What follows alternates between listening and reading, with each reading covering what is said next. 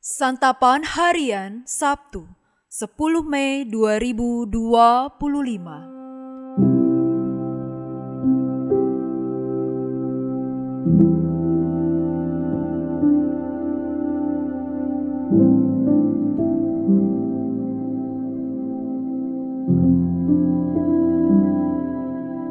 Inilah program Santapan Harian, sebuah program yang mengajak Anda menelusuri isi Alkitab, agar Anda menemukan makna firman Tuhan sesuai dengan konteksnya.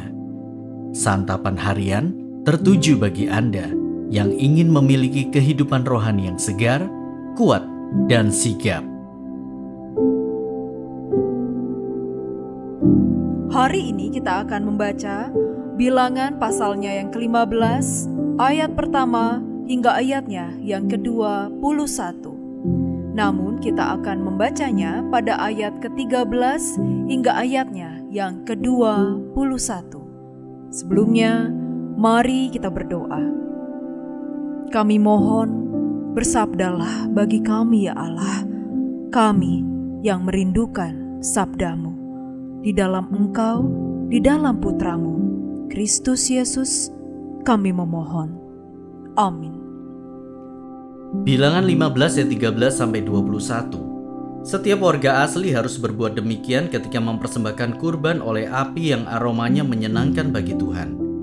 Apabila seorang pendatang telah menetap padamu atau seorang lain yang tinggal di antara kamu atau di antara keturunanmu kelak, hendak mempersembahkan kurban oleh api yang aromanya menyenangkan bagi Tuhan, maka seperti yang kamu perbuat demikianlah harus diperbuatnya. Mengenai jemaah itu haruslah ada ketetapan yang sama bagi kamu dan bagi pendatang yang tinggal padamu. Inilah suatu ketetapan untuk selama-lamanya bagi kamu turun-temurun. Kamu dan pendatang harus sama di hadapan Tuhan. Hukum dan peraturan yang sama berlaku bagi kamu dan bagi pendatang yang tinggal padamu. Tuhan berfirman lagi kepada Musa, "Berbicaralah kepada orang Israel dan katakanlah kepada mereka, apabila kamu masuk ke negeri kemana kamu akan kubawa, dan makan roti hasil negeri itu, kamu harus membawa persembahan khusus bagi Tuhan. Tepung jelaimu yang pertama haruslah kamu bawa sebagai persembahan khusus berupa roti bundar, sebagaimana persembahan khusus dari hasil tempat pengirikanmu. Demikianlah kamu harus mempersembahkannya.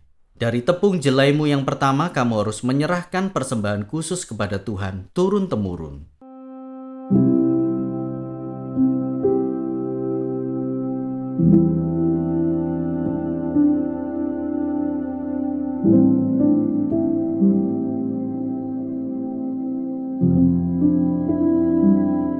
Sahabat Santapan Harian, Allah kembali berfirman kepada Musa dan memberikan ketetapan lebih luas perihal persembahan. Adapun persembahan kurban hewan diatur dengan menambahkan sejumlah tepung, minyak, dan anggur. Hal itu tidak diatur sebelumnya. Buah pertama hasil bumi tidak hanya dipersembahkan dalam bentuk buah, melainkan juga dalam bentuk olahan. Ketika ada di padang gurun, orang Israel hanya memiliki hewan. Itulah yang diminta Allah untuk dipersembahkan. Di tanah perjanjian, orang Israel akan menikmati hasil bumi. Itu pula yang diminta untuk dipersembahkan. Persembahan mereka menjadi bau yang menyenangkan bagi Tuhan. Aturan ini menegaskan dua hal.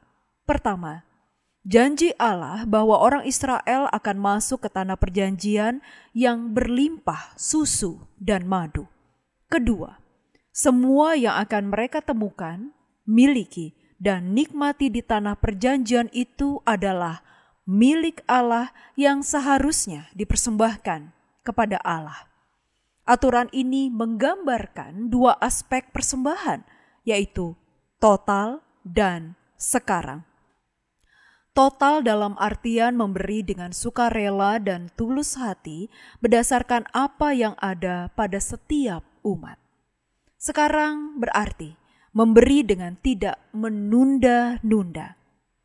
Sayangnya, kita sering menunda untuk memberikan persembahan kepada Allah.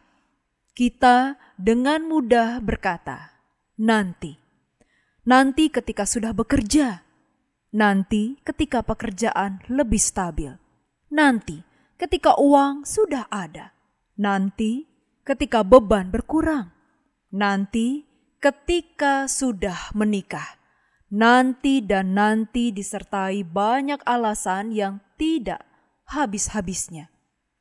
Mengapa nanti? Bisa jadi karena kita berpikir yang terbaik adalah perihal banyaknya pemberian kita. Mungkin kita mengira Allah akan senang dengan pemberian besar. Padahal yang menyenangkan Allah adalah ketika kita mempersembahkan apa yang ada pada kita saat ini, bukan nanti. Itu adalah bukti bahwa kita menempatkan Allah sebagai yang utama dan pertama dalam hidup kita. Itu ekspresi sikap hormat, tunduk, dan bergantung kita kepada Allah. Mari kita berdoa. Dengan hati yang tulus, kami mempersembahkan hidup kami kepadamu, karena Engkau terlebih dahulu memberikan segala yang terbaik bagi kami. Engkau adalah fokus utama dalam hidup kami. Di dalam kasih-Mu Kristus, kami bersembah. Amin.